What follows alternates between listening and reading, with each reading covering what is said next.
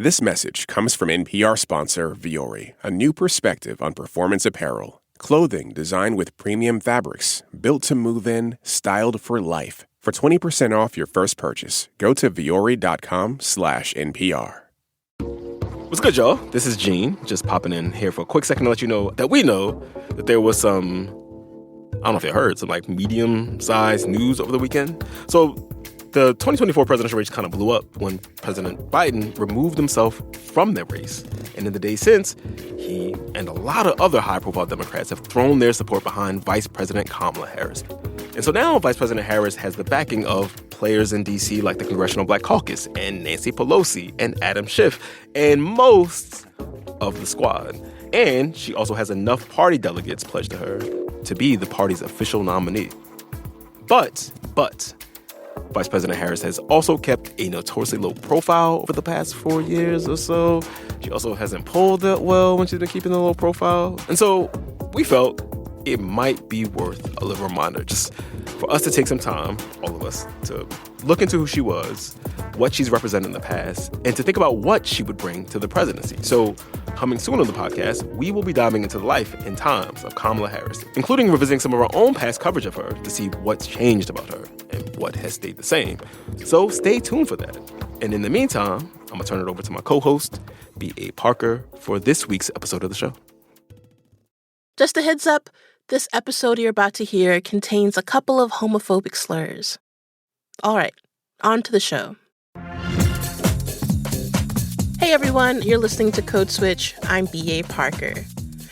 I want to take you all back in time for a second to about 15 years ago when the show RuPaul's Drag Race first premiered in 2009. RuPaul's Drag Race. It became a huge sensation. The show has now spanned 16 seasons with spin-offs around the world from Chile to the Philippines, Drag Race Philippines, Sweden, Drag Race Sverige, to Brazil. Drag Race Brazil. That show helped drag become a pretty ubiquitous part of American pop culture. Drag was nothing new, of course, in 2009, but as the show gained popularity, drag queen culture started to appear in more mainstream conversations in a totally different way. The fact that The View and ABC and Disney had amazing drag queens on national television, it was amazing. State leader Ron DeSantis wants state investigators to go after parents who allow their children to attend drag queen shows, which we're seeing. RuPaul's Drag Race has earned a total of 63 Emmy nominations. This is the show's 5th win in this category. The federal judge has declared a Texas law banning certain drag shows is unconstitutional and also unenforceable. As drag queens became the faces of makeup brands and moral panics alike, drag kings didn't become nearly as visible. And one of the oldest drag kings in the country found herself wondering if she'd ever get the opportunity to perform again. Maybe because I'm too old for them, I don't know. Today on the show, we're telling that story. The story of someone who's been performing since 1965. Elsie Saldaña, a.k.a. Daña. I didn't want, ladies and gentlemen, Elsie. No way. It had to be Daña. To do that, we're taking a trip to the raisin capital. That's right, Fresno, California. I was the very first of the Central Valley, so I am the king of drag above the others that came after me. I think it went a little bit to my head, but it's okay because I did earn it. I've earned it.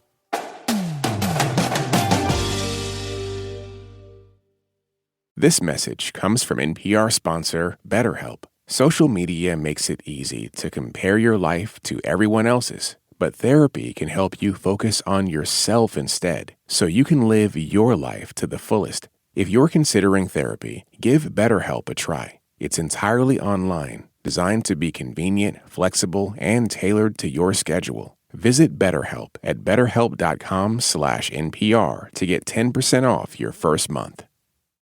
Support for NPR and the following message come from Rosetta Stone, the perfect app to achieve your language learning goals no matter how busy your schedule gets. It's designed to maximize study time with immersive 10-minute lessons and audio practice for your commute. Plus, tailor your learning plan for specific objectives like travel. Get Rosetta Stone's lifetime membership for 50% off and unlimited access to 25 language courses. Learn more at rosettastone.com/NPR. This message comes from NPR sponsor Noom. Noom understands that not everyone is starting from the same place and takes that into account. With their first ever cookbook, The Noom Kitchen, you can find 100 healthy and delicious recipes to promote better living. Available to buy now wherever books are sold. Support for NPR and the following message come from the Wallace Foundation, working to develop and share practices that can improve learning and enrichment for young people and the vitality of the arts for everyone. Ideas and information at wallacefoundation.org. Celeste Hamilton Dennis is with us on the show today to introduce us to Daña. Celeste will take it from here. I'm here in California's Central Valley, in the Fresno area, which is 3 hours south of San Francisco, 3 hours north of Los Angeles. Fresno is home to sun-made raisins and farmland. Lots of it. Daña's giving me a tour. Right now we're surrounded by oranges, as you can see over there, tangerines. I think they're tangerines. And this is all agriculture out this way. It's nice, it's peaceful out here. The Central Valley is also heavily Latino. Daña grew up in a family of Mexican farm workers. She was the oldest of 7 kids and started working in the fields at 5 years old. She picked figs, cotton, grapes. And I always have this bitterness of working in the fields because my mother, she really didn't encourage me to continue school, go to school and all that. My siblings did, but I didn't because I felt I had to help out in the family, And my sisters, they never worked in the fields. Just me and the boys. But then she'd come home and turn on the radio. Her escape. If a Dean Martin was on, or Frank Sinatra, or, Tony Bennett, or Vic Damone. I like Vic Damone. Por favor, I need the magic touch of your amor. I would get something, a hairbrush or a comb and pretend I was them. It just came natural. She had no idea that around the same time, Stormé Delarvier was doing a version of this, wearing men's suits and singing to sold-out crowds at the Apollo in New York City. Fresno couldn't be any more different. There were drag shows, but not on that level. When she was 21, Daña decided it was time to bring her hairbrush act to the masses at Red Robin, not the burger joint, but one of the few gay bars around. It had a Western theme. Neon signs advertising cigarette brands lit up the walls. This was 1965. And when I walked in and saw already a crowd, oh my God, I felt like a star, So I went to the back of the stage. I turned in my music to the DJ, because at that time it was record 45s. And then when the time came that I came on, I was nervous. My knees were shaking because first time, And when I saw the audience and the music started, oh man, I really got into it. I forgot about my knees shaking.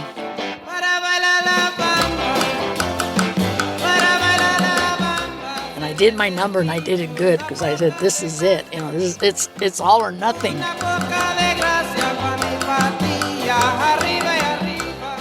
Daña's rendition of La Bamba got roaring applause. She was hooked. But Daña didn't call herself a drag king.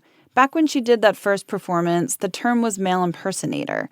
And for a long time, Daña was the only male impersonator in the area, performing in big stage productions or solo shows. Slick. That's the word one friend used to describe her. Today, Daña's embraced the term drag king. So you probably have some idea of what a traditional drag queen is, right? A man putting on a dress, you're lowering your status, and so it becomes comedic. That's Mo Fisher. She says old school drag kings are doing something kind of similar, but subversive in a different way. For a woman to put on a suit, you're usurping male power and privilege, and you're challenging the status quo. So it's more political by nature. So that to me is more interesting. Mo's a drag king who's performed by the name of Mo B. Dick since the 90s. The B, by the way, stands for bodacious. She says drag kings are still not very known and largely ignored. A lot of that, according to Mo, is about who's running the drag shows. Men. I get a lot of people ask me, how come drag kings aren't known? My answer is PMS. Patriarchy, misogyny, sexism. And PMS, as we know, affects everything and everyone around it. I was watching the new drag kings, and they were saying, oh, I'm the only drag king. Rightfully so, we don't have online presence. So they couldn't find elder representation. And I thought, oh my gosh, we have to do something. So Mo co-created the website Drag King History. And it's where I first saw a photo of Daña, all 5 feet of her, wearing a white suit studded with rhinestones and a matching Stetson cowboy hat. Okay. Here's my Stetson. This is my favorite hat. We're here in Daña's bedroom, and she climbs on top of her bed to grab a Boot Barn box off a shelf. She pulls out that white Stetson hat and puts it on, towering over me. Tell me, before you take it off, what are you feeling? Like a cowboy, you know, like a cowboy stud. And I can be a stud, too. Daña had swagger, but her swagger had to be kept secret too, especially in the rural areas outside of Fresno. She knew she was a lesbian since the time she was in elementary school, and in the beginning, she'd hide her sexuality and her drag clothes. We're here in Farmersville on the corner of Farmersville and Walnut Avenue, and this is where the High Chaparral used to stand. The High Chaparral is a gay bar Daña went to and performed at a lot in her early years before someone burned it down. And there was walnut orchards on that side and walnut orchards over here, you know. And if anybody did hanky-panky, they would come out here this end or, you know, go to the orchards. You know, the rednecks or young kids would go down this road, and sometimes they would stop and blow their horn and scream out faggots and queers and take off.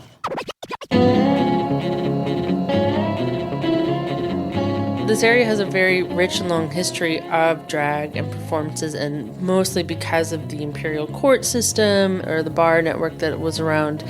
But it is in the face of historically and currently very conservative culture. That's Kat Faubert, professor of women, gender, and sexuality studies at Fresno State.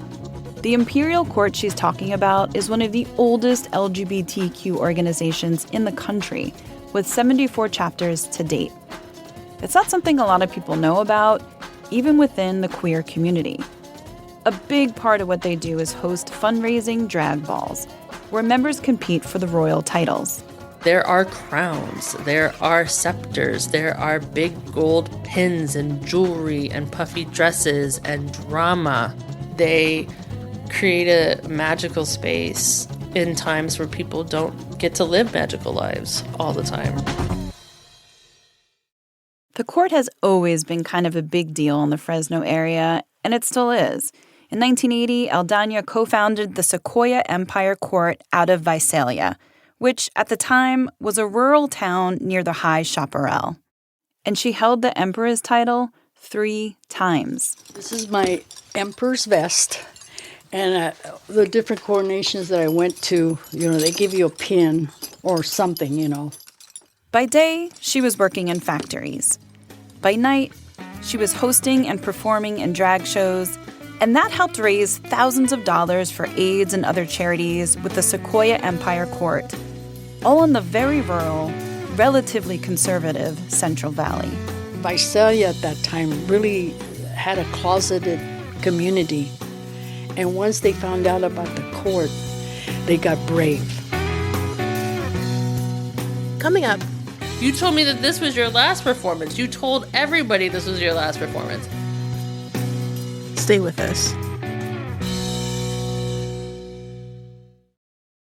This message comes from NPR sponsor REI Co-op. For the next half minute, REI wants to remind you that you can't make more time, but you can make the most of it. By calling timeout. Timeout on the algorithms, comfort zones, and life on autopilot. REI believes that getting outside is the best way to get out of our routines and instead find new routes. When you're ready, they have the gear, clothing, classes, and advice to get you started. Visit your local REI co-op or rei.com/opt-outside. This message comes from NPR sponsor Mint Mobile. From the gas pump to the grocery store, inflation is everywhere. So Mint Mobile is offering premium wireless starting at just $15 a month. To get your new phone plan for just $15, go to mintmobile.com/switch. This message comes from NPR sponsor MIDI Health. If you're a woman over 40 dealing with hot flashes, insomnia, weight gain, or brain fog, you don't have to accept it as just another part of aging. The clinicians at MIDI Health understand what you're experiencing and know how to help. MIDI Health provides specialized care for perimenopause and menopause covered by insurance. Book your visit today at joinmidi.com. That's joinmidi.com. Parker. Celeste. Code Switch. I'm back with reporter Celeste Hamilton-Dennis, who's telling us the story of Daña, one of the oldest drag kings still performing in the U.S. So, Celeste, before we get back into it, I'm really curious, how did you come across this story to begin with? So I have 2 daughters and a husband, and during the pandemic, I was pretty bored, like I think a lot of us were. And to kind of pass the time, I would make my family do these like pop culture photo shoots. And like what I mean by that is that I would make them dress up as characters from like movies or TV shows like Ted Lasso or Righteous Gemstones, and we would take photos. And in all these photos, I always wanted to be the male character. Like I would be Ted Lasso and my 8-year-old would be like Roy Kent, you know. Which was my favorite one because I'd make her put, I'd found this like sticky chest hair that I had to kind of bribe her with, though. I think I had to buy her like lots of Sour Patch Kids to be able to put it on. It seems kind of itchy, but a fun picture. I mean, I guess what do you get out of that? I think like really first and foremost, I think it's just super fun. Like I just got like such joy at transforming myself. I mean, Ted Lasso, I kind of looked a little bit like my father, which was a little weird and creepy to look in the mirror and actually see my dad. But it's just really fun to transform and to like escape yourself sometimes. I don't know. You kind of like step into this power in a way that I don't know. It made me want to look into how other people did cross-dressing or drag. And I really didn't know that there was this like whole community of drag kings out there. Like I feel kind of silly like admitting this, but I really didn't even know about drag kings. And was really surprised to learn that there's this whole history of them. And that's how I kind of found Daña, because I had found the website Drag King History, and that led me to her. All right, so let's get back to the story. Life was good. Daña was performing a lot. She was in a relationship, and even though she never wanted kids, her partner at the time had a son named Mark. When he was very young age, we'd call him Bunny, and he would scream. He said, "You are Bunny," you know? Who she couldn't help but fall in love with. Oh, here it is. He went to nursery school in 1974. He performed for the kids. He danced and imitated Tom Jones. That's right, because he would watch me do Tom Jones all the time. Isn't that neat? As he got older, he continued to watch her rehearse Tom Jones, giving her notes, applauding. He was her biggest fan.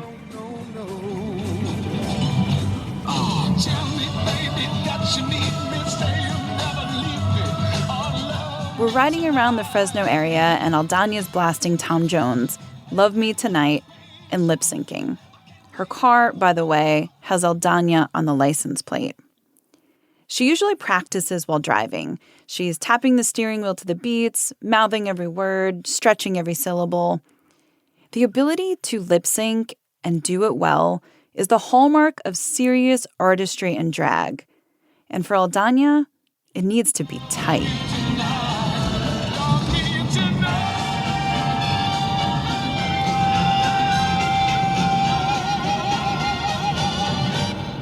How's that? Flawless. She's got that same chest-bearing Tom Jones swagger that made the ladies go wild. No surprise, really. She's been doing Tom Jones for decades. I like his voice, his movements, you know, and he's sexy on stage. And I present that too when I do him, because hey, they used to go take their underwear off and throw them at me, the guys, not the girls. And the girls would throw me bras, you know. That was fun. Oh my God, I enjoyed that. Oh my. Those bra throwing days in the 80s and 90s, that was her peak. Then life happens. Her relationship sours. She tries to launch an entertainment company called Daña Productions, but she never makes a profit. And she needs to work more at the factory to survive. With each passing birthday, she starts feeling like nobody wants to see her on stage anyway. And then, her son Mark, remember, Bunny? When he's 29, he dies, suddenly. It's hard for her to talk about. And sometimes I ask God, why did you take him? Why? You know?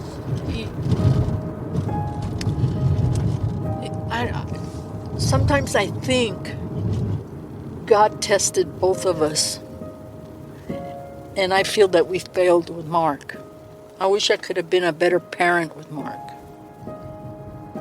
It's all too much for Daña.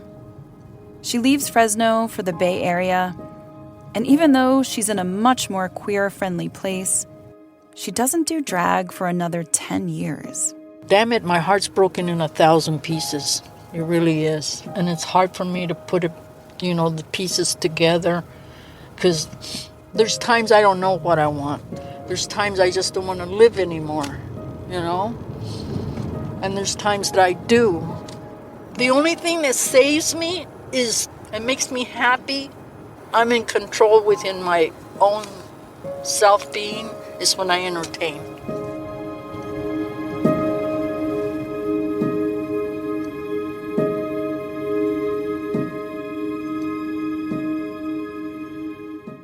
A few years ago, Daña comes back to Fresno. The Bay Area was just too expensive. And she still needs to work. Now, she cleans houses. I go with her one day to her client Jeff's house.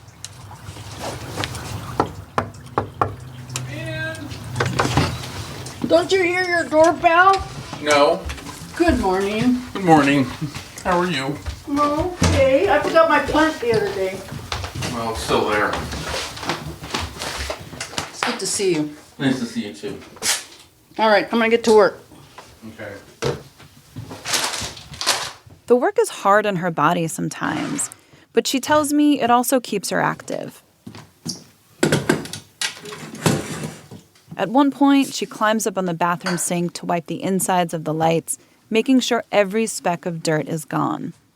She's meticulous. Some mornings I go to work crying because I just feel like I can't do it, but I have to.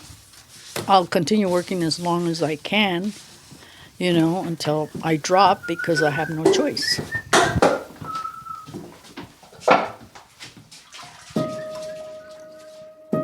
After returning to Fresno, Daña meets Kat Faubert, who you heard from earlier. Kat's working hard on an oral history project of LGBTQ elders in the area. And it just it blew my mind that, here's this person who's alive. And I know that seems very dramatic to say, this person is alive, but I say that for anybody who's over 50 in our LGBTQ community. The AIDS epidemic was devastating. And Kat says people have continually tried to erase and deny their existence. So to be your full self, it's a radical act of survival. Kat sees Daña for who she is, a pioneer in drag long before drag was mainstream, and this surprises Daña. My self-esteem has been low for a long time, and that's why all through the years of performing, I have struggled, really getting recognition because the drag queens are the ones that rule, the stage. They really do. Kat brings Daña to her class, invites her to perform a couple of times at smaller Fresno State events. Students ask Daña for selfies, and Daña starts to realize maybe she's not done. For as old as I am to do this, I have it in me, And if I feel that I still have it in me, why should I stop? But here's the thing. The drag of today is not like the drag of yesterday. A lot of this has to do with RuPaul, who's never had a drag king on her show. Drag kings are not warmly welcome because they're not seen on Drag Race. Mo Fisher from Drag King History again. Drag kings have had to work harder. A drag queen can get up and do a shablam, a split, and the crowd's going crazy. A drag king could do the shablam and a split, and people are like, you're not a queen. So what happens now through the YouTube tutorials, then that has spawned all these this new generation that are more expansive in their expression in terms of makeup and costume, cosplay, performance, and just bananas, just wild. They've taken it to the nth degree, which I love that. These new drag kings, who include women, non-binary, and trans performers, they're outrageously creative. Imagine neon-colored wigs, contoured painted beards, fake 12-pack abs. As for Daña, well, it's different today, and I have to get used to that. Everybody does their own thing now. I'm starting to see that, some of them are okay. They're doing, the way they dress. I really don't like the drag king that has to put a mustache and a beard. Why can't they just be themselves, maybe just sideburns, maybe a mustache, but that's it. Daña knows her style of performing is a bit more tame. She's not sure where she fits in drag anymore. And she starts to think, maybe it's actually time to hang up the Stetson.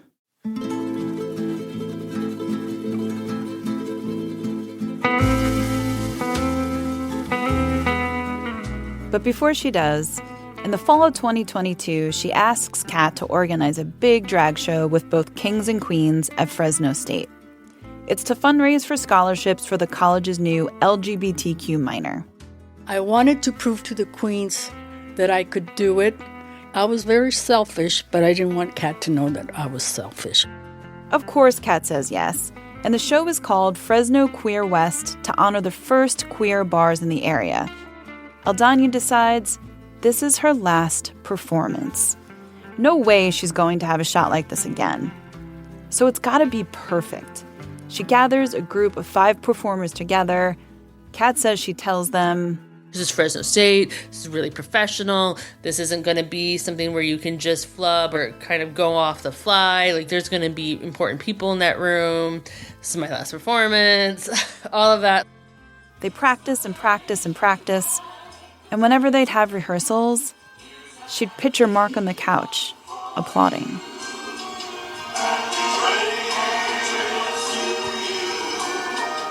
I'm sitting with Daña at the computer in her room, watching a video of the finale of that night. Bare stage, the words Happy Trails projected on a big screen, performers in tassels and tulle, a violin and a guitar. Daña stands in the center wearing her white Stetson hat. She's petite, but she and her glittering rhinestone belt demand attention. You can't see the audience in the video, but there are 400 people in those seats, and they're watching Daña sway, cowboy style. I'm so proud of me. Her and the performers, they're in this together. They did good, huh? I told them how I wanted it, and they did it. They link arms while she keeps lip-syncing about the trails she has gone down. Not all the trails have been happy, but tonight, this one is. And she's meeting herself again.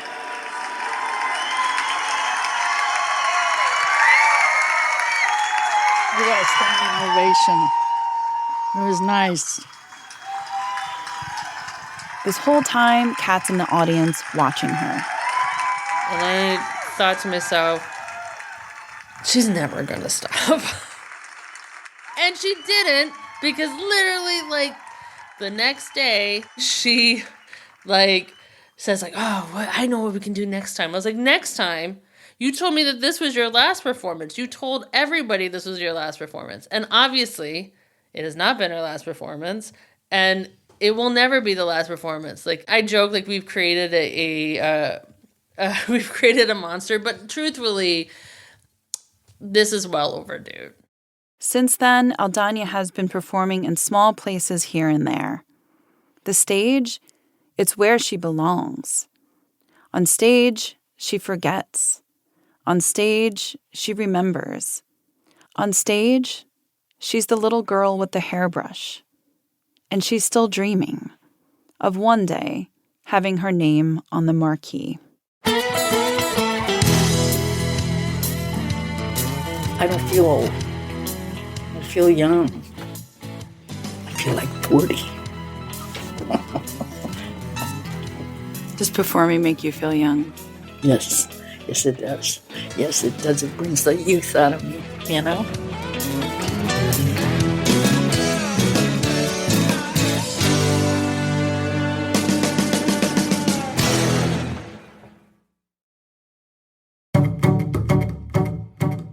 And that's our show. Celeste, do you want to do the credits with me? Sure. Alrighty. You can follow us on Instagram at NPR Code Switch. If email is more your thing, ours is codeswitch@npr.org. And subscribe to the podcast on the NPR app or wherever you get your podcasts. You can also subscribe to the Code Switch newsletter by going to npr.org/codeswitchnewsletter. And another way to support our work here is to sign up for Code Switch Plus. It's small, but really makes a difference for us. And you'll get to listen to every Code Switch episode without any ads. Check it out at plus.npr.org/codeswitch. And thanks to everyone who's already signed up. This story was originally reported in the audio program at UC Berkeley's Graduate School of Journalism. The SCAN Foundation provided funding in conjunction with UC Berkeley's investigative reporting program. It was edited by Shireen Marisol Meraji, who you may have heard of. She's now the head of the audio program at UC Berkeley's Graduate School of Journalism and an assistant professor of race and journalism. And it was reported and produced by me, Celeste Hamilton Dennis. The Code Switch adaptation was produced by Jess Kung. It was edited by Leah Danella. Our engineer was James Willits. And a big shout out to the rest of the Code Switch massive: Christina Kalla, Courtney Stein, Xavier Lopez, Verlin Williams, Dahlia Mortada, Jean Demby, and Lori Lizaraga. I'm B.A. Parker. And I'm Celeste Hamilton Dennis. Hydrate. Later. Now it's getting harder and harder to do. They don't want to do the photo shoots at all, but they don't want to be the male characters in the photo shoots. They are giving me pushback about the photo shoots in general. Now I really have to bribe them. Now I have to give them money. Before I could get away with candy, now I have to actually pay them. I mean, I support all children who unionize against their parents. They should. No, they should. I make them do ridiculous things. This message comes from Schwab. When it comes to managing your wealth, Schwab gives you more choices, like full-service wealth management and advice when you need it most. You can also invest on your own and trade on Thinkorswim, Schwab's powerful award-winning trading platforms. Plus, you'll get low costs, transparent pricing, and 24/7 live help. Schwab understands it's your financial journey, and they believe you should have choices in how you invest. Learn more at schwab.com. This message comes from NPR sponsor Warby Parker. Their glasses start at $95, including anti-reflective, scratch-resistant prescription lenses that block 100% of UV rays. Try 5 pairs of frames at home for free. Go to warbyparker.com/covered.